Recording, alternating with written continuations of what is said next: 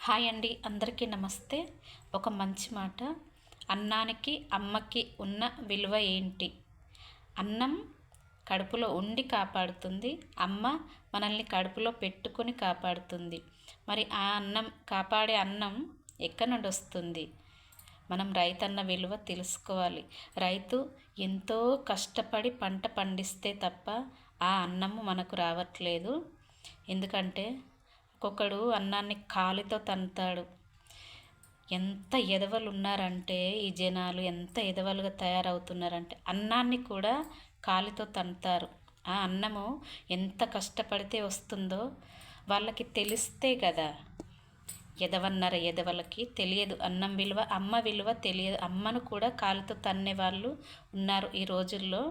అన్నాన్ని అమ్మని దేవుళ్ళతో సమానంగా చూడాలి.